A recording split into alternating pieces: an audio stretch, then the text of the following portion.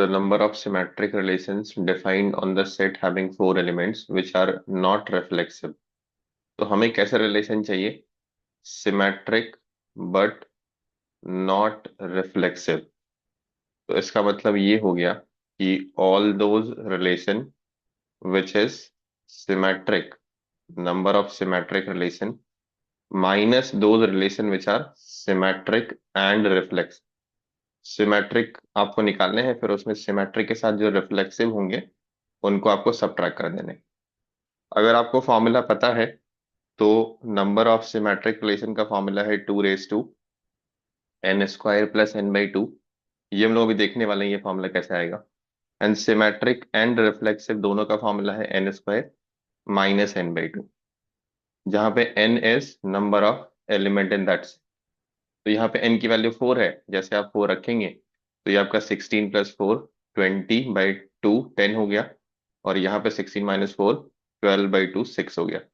2 raised to 6 common ले लेंगे, 2 raised to 4 - 1, तो 64 × 15 आपका 960 आंसर आ जाएगा। And yes that is the answer given. तो आंसर तो आपका आ गया if you remember the formula. हम लोग इसको देख लेते हैं कि ये फॉर्मूला कैसे आ रहा है। तो मान लीजिए कि एक सेट ए है जिसमें रिलेशन डिफाइंड है, उसके अंदर n एलिमेंट्स हैं। इस केस में 4 एलिमेंट है, but we will try to understand the general formula.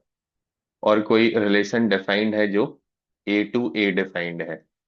तो रिलेशन के अंदर जो ऑर्डर्ड पेयर होंगे वो कैसे होंगे?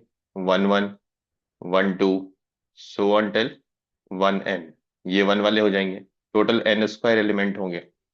फिर 2 1 होंगे, 2 2 होंगे, 2 3 होंगे, सो ऑन टिल 2n हो जाएंगे।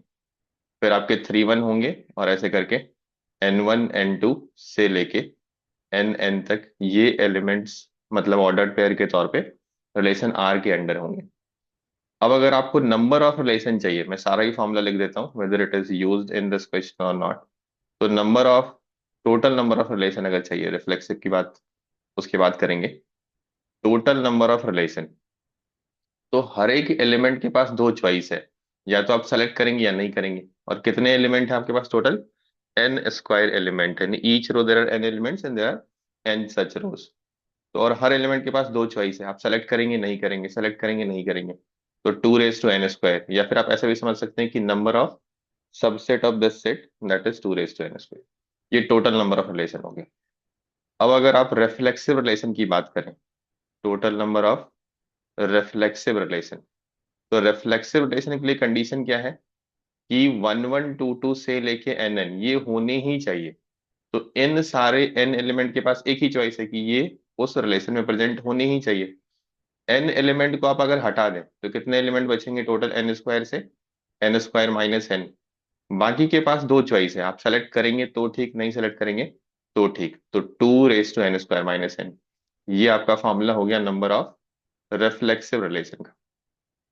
फिर अगर हम सिमेट्रिक की बात करें, नंबर ऑफ सिमेट्रिक रिलेशन, तो सिमेट्रिक रिलेशन का क्या फॉर्मूला हो जाएगा यहाँ पे? सिमेट्रिक के लिए क्या है आपके पास कि अगर ए बी है तो बी ए चाहिए।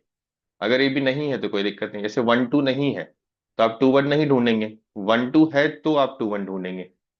तो ये जो डायगोनल वाले एलिमेंट है ना, ये n एलिमेंट, ये हो भी सकते हैं ये नहीं भी हो सकते हैं। किसमें? सिमेट्रिक में। ये हो भी सकते हैं और नहीं भी हो सकते हैं।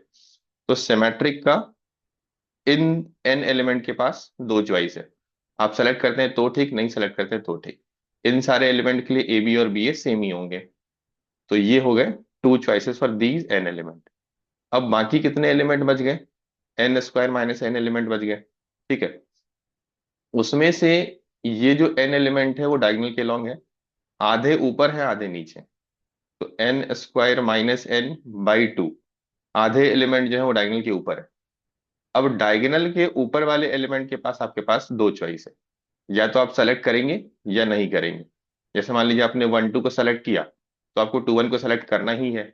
और अगर आपने 1 n को सेलेक्ट नहीं किया तो आपको n1 को भी सेलेक्ट नहीं करना है।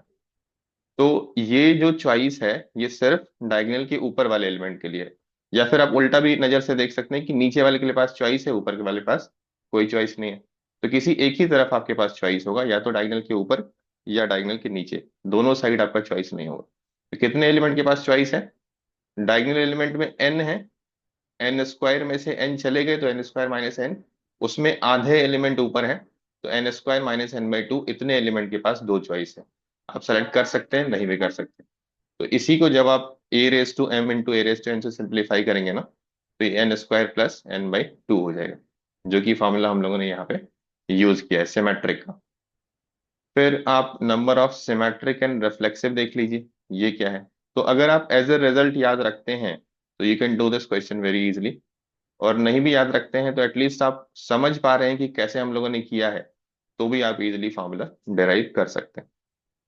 तो या तो याद कर लीजिए, एटलीस्ट समझ लीजिए कि ये कैसे आ रहा है फॉर्मूला। तो रिफ्लेक्सिव और सिमेट्रिक दोनों अगर आपको चाहिए, तो अभी जो डायगोनल एलिमेंट के पास फ्रीडम था कि हो सकता है या नहीं हो सकता है, उनके पास अब कोई फ्रीडम नहीं बची, उनको होना ही है, तो वन रेस टू एन।